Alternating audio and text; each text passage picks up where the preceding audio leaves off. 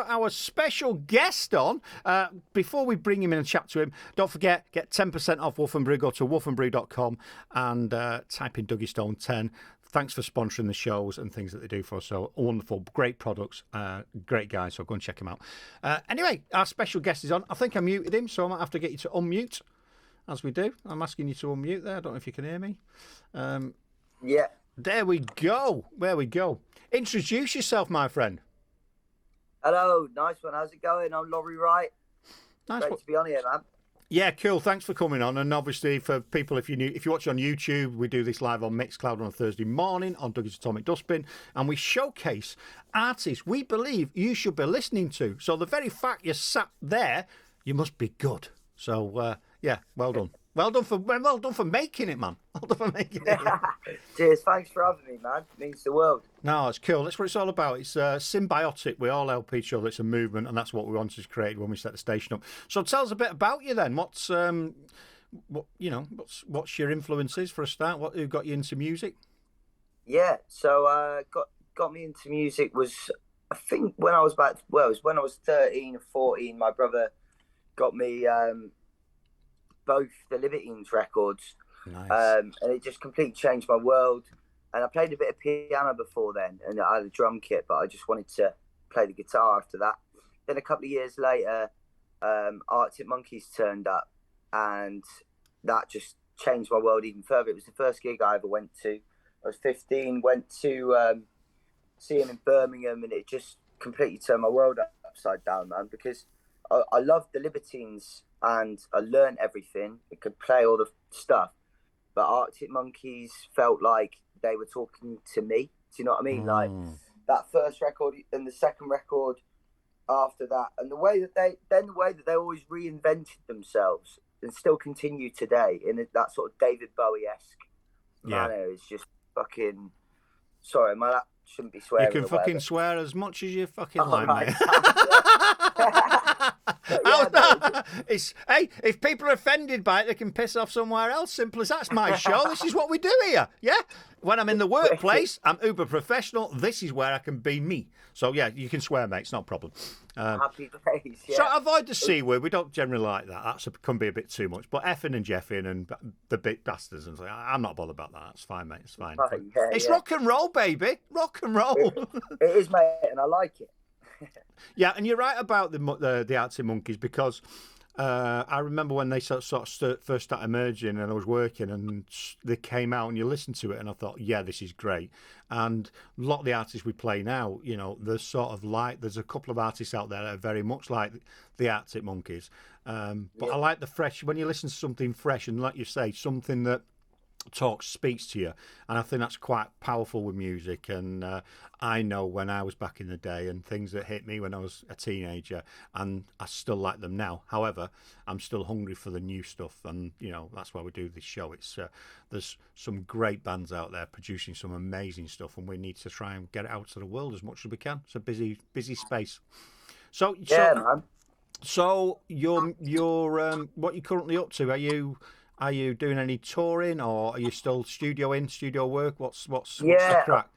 We've been in the studio. We're just finishing off our EP called Rock and Roll Ain't Dead While We're Living. Oh, nice. Which is, it's coming out. The single is coming out November 4th to follow up the Rockstar and the Fan, which has been out for a couple of months.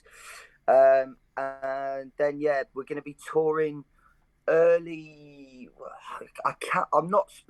Fuck it. Yeah, I can say it. We're supporting the Bracknell on tour. I don't know if you know them.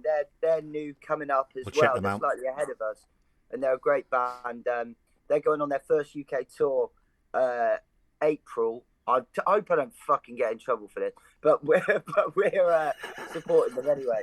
So we'll be coming to Manchester, Birmingham, Leeds, and Glasgow, I believe, with them, and they're doing some more as well. Excellent. Excellent. We love it. We love you spilling the beans. That's what it's all about. We never asked you to do that, but you've done it. And you pricked my attention then, because you said you've got a single being released. Now, if you'd like to, we're not trying to force you into it. If you want to showcase it on an amazing platform, give it to Janice and we'll play it before it gets released. Yeah. If you want to do I that. will actually. Yeah.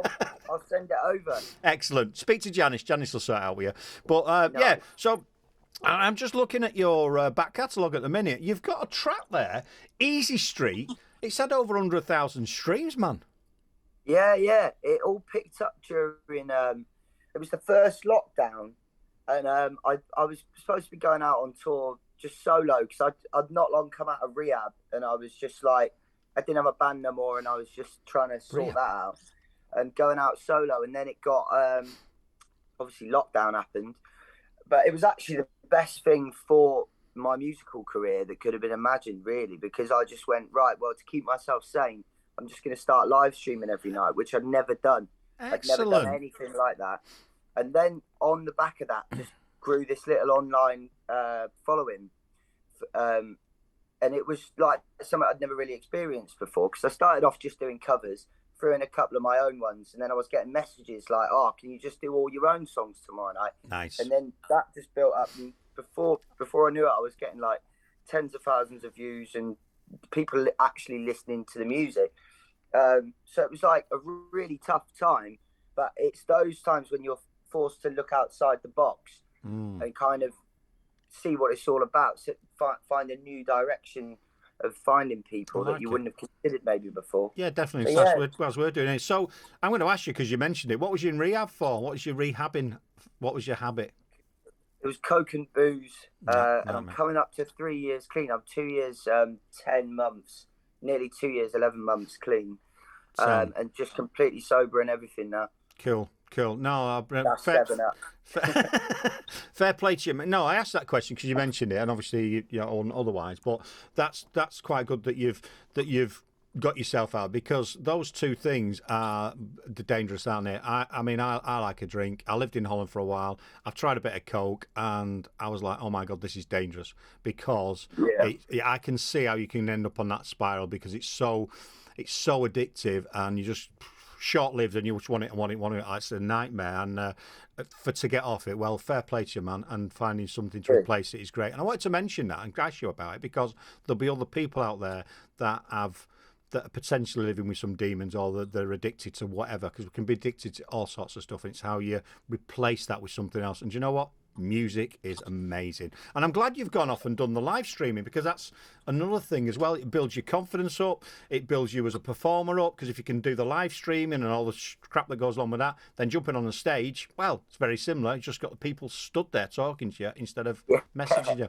I'll tell you what we're going to do. We're going to quickly hold that thought. I'm going to quickly, as we talked about, I'm going to quickly play a little bit of that track that's got 100,000 listeners. Streams. The captain of the gate. To every man upon this earth, death cometh soon or late. And how can a man die better than facing fearful odds for the ashes of his fathers and the temples of his gods? Sweat on the top of my brow drips, I drop my head and look down. Oh man, I'm gonna have to. I might even put that on the show later on. Love that. Love the start of it and everything. Brilliant. Great vocals, mate. That's weird. My vocal sounds really young there, but my the live version at Hackney Round Chapel is a bit better, I think. But that on the EP version there, I got my mate. He won't mind me saying this. I got my mate who I was in rehab with. He read me this poem when I just got in to rehab, and then I said, oh mate, I've written this song called Easy Street, can you read that poem and I'll stick it on the record? And he was like, yeah man, yeah. Kabar, absolute legend. He really helped me in rehab early on. He was my little mentor that I had, and then he just really helped me. And then when I left rehab, I played that song, and then I went and recorded it, and I got in touch with Kabar, and he put that on the beginning of it. Mate, beautiful. I'll tell you what, that's wonderful. I really like that. It's a great story. I love it. Do you do anything? I know we're here to talk about your music, but it's about more than music, this interview. So have you got any plans, or have you done anything for other people in rehab? Do you know what I mean? Because some people then go, do you know what? I'm going to go in rehab. I'm going to go and chat to him because I've been through the journey, and I'll tell you all about it and what you're going to experience and the pain and suffering. Well, I get quite a lot of messages about it, and I talk to people about addiction and stuff like that. And in 2020, I did a Singing for Addiction campaign. Like a close friend of the family came to me and needed, something. I didn't have any money, but I just went out busking and did a little crowdfunder and raised a few grand, and we put him into rehab. And that's something that I want to do, like, properly. I want to set up Singing for Addiction as a registered charity, and then be able to do that, because to set up gigs and to put things together. But like with anything, like it needs obviously money. You need $5,000 to start a registered charity, and I figured out quite early on that I couldn't do that on my own. But it's definitely a massive goal. That's what I want to do with my life in the future. But brilliant. It's something that I've got to build. Do you know what I mean? Brilliant, mate. And I'm sure you will. I'm sure there'll be people out there once you go out and people hear your story and what you're doing. Then $5,000's a lot of money, but it's not a lot of money either to some people. Could write you that and not even miss it. But that's wonderful, mate. And I'm glad you picked up and glad you mentioned it, because I think that the whole aim of interviewing people is to get behind the music and get behind the individual. And I think that's quite powerful, rather than, oh, this is me music and this is what I do. I think that's really good, and I think that'll take you further on. Anyway, let's talk about the music. So the track that we're going to be playing is let me find it. I can't even remember what it was called now. It's been a bit of a busy day. busy week, because I started a new job, so I've got that to contend with as well. Oh, that's it. The Rockstar and the Fan. That's the latest track in it. Is that the latest one? Yes. So what's this all about then, this track? Because we'll play this after the interview. It's about relationships, and how if you treat someone, the opening line is treat someone like a rock star and they'll treat you like a fan. It's like often we can put people on unrealistic pedestals when we first meet them. People can be like, oh, she's this amazing thing and blah blah blah. And if you treat someone not too well, but if you kind of make them your be all and end all, you're setting yourself up to fail. Do you know what I mean? So it's saying that and using the analogy of, you treat someone like a rock star, they'll treat you like a fan. So it's a bit of a misleading title, but I'm not banging on about rock and roll. It's all about relationships. Well, a lot of it is, but that's quite right. That if you become almost submissive, or that then the other person can, I can do anything, and you'll just carry on doing it, and you'll be there all the time. And I get that. I get that, and that happens in work as well with people. If you Yeah, it's good. Yeah, that makes sense. But a lot of tracks are about that, aren't they? About relationship, love, lost, gained, or whatever. Virtually everything is, isn't it? There's not many that's not. So I don't think we've got any questions. Sometimes we get questions on here, but they're probably transfixed with what you've been talking about, I should imagine. Janice has said, what lovely vocals at the start of that track. Ryan says, that you told us about that band you're playing with. Basically said he's got tickets for them next year. So one of our listeners. Oh, wicked! If it's in Manchester, Birmingham, Leeds, or Glasgow, then I'll see you there. Yeah, well, tell you what, we'll get Ryan here. I don't even think Ryan's on Twitter, but if he is, we'll have to get him on. Well, the thing with Ryan is a bit of a knob, because he's one of our original listeners for Abe's show, and I have a thing about Kate Bush. So he sent me a Kate Bush track the other day. I hate Kate Bush, and we have a jingle. And then yesterday, I got all these absolute dross with some Kate Bush in it. Keeps sending me singles. It's become a thing. So I've got Barry Manilow, I've got Hank Marvin. You know what I mean? It's like, oh my God. So these are going in the secret pub next door, but one, he's going to put them up in his bar. So that's where they're going. So yeah, so Ryan will be there. It's full of fun. And it'd be great if you could meet up with him and have a chat. So there you go. Yeah, mate. Be nice to meet you, Ryan. Yeah. So where are you based then? Where do you live? In London. London? Cool. Twickenham, South West London. Yeah, no Twickenham. Yeah, man. It's nice. It's a little bit more out of the way and leafy. Yeah. And that, which I like, because I just like fucking peace and quiet now, to be honest. Now I'm blasting all the chaos. But I made chaos my business by becoming a fucking musician. Yeah, so fucking rock star that doesn't drink or take drugs. Fucking no. You're playing against tonight live, the only rock star that doesn't smoke, doesn't take cocaine, and no drug free. Fucking hell, you're like the vegan of fucking. You're like the vegan of rock and roll, man. Well, funnily enough, I live in a vegan household as well. Oh, fucking hell, you just shouted at Are you vegan as well? No. Oh, fucking hell, at least you've got some fucking sense then. Apologies to any vegans out there, but I think you're all fucking mentalists. There you go. Excellent. No, it's been, I'll tell you what, we've chatted for ages, longer than we normally chat, and I've really enjoyed talking to you, mate. I've really enjoyed getting to know a bit about you.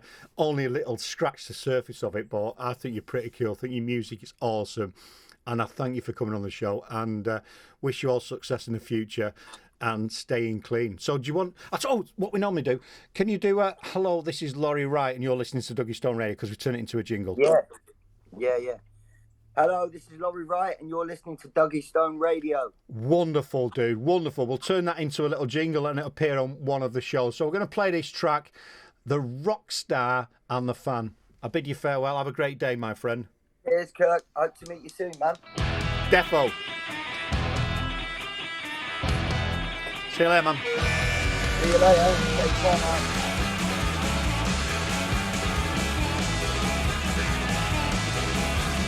Someone like a rock star and they'll treat you like a fan. Hanging round the van, your autograph book in your hand. She wants a real man, not some boy who follows around. She busy waiting and aimlessly gazing and never making a sound. You're the last thing on her mind when she goes to sleep. She'll never kiss the boy or kiss the feet. Some of our times is the first thing on your mind. All at the time, you ask her what she's doing. She simply replies, "Bob, I know you're doing time." In your mind, it's in your eyes. Well, put it in the wide, will make them see at least you try. Treat someone with mystery and they will want you back. Don't be texting back straight off the bat and just relax. She doesn't need a lot, don't. What she wants is a man. Always be the rock star, never be the fan.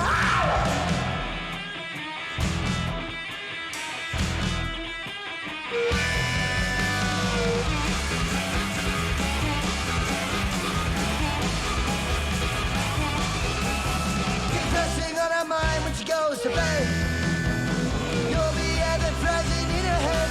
Some of our times is the first thing on your mind. All at that time, you ask her how she's doing. She simply replies, "Bob, I know you're doing time." In your mind, it's in your eyes. Well, put it in the wide, will make you see at least you try. Treat someone like a rock star, they'll treat you like a fan. Hanging round the van, your autograph book in your hand. She wants a real man, not some boy who follows around. She busy waiting and aimlessly gazing and never making a sound. You're the last thing on her mind when she goes to sleep. She'll never kiss the boy who kissed the feet. Some move out of town now. Move out of town now. Move out of town now. Move out of town now. Move out of town now.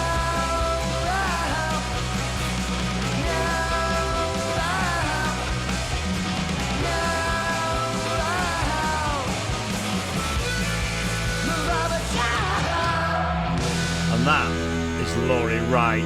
What a cool dude he is. This is Charles Motorbike from the Charles Motorbike Show, and you are listening to Dougie's Atomic Dustbin on Duggystone Radio. You are, people, you are. He was freaking awesome, people. I love him to bits, love the story, and I just enjoy doing the interviews. So doing the interviews like that is absolutely fantastic. If you watch on YouTube, come and join us on the station Thursday morning, 8 till 10 a.m. We have a special guest on. And, wow, we're going to play that track that we had the little interlude of it. We're going to play that now. I know the producer will go mental, but that's what we're going to do. It's my show. Right, so let's stop that.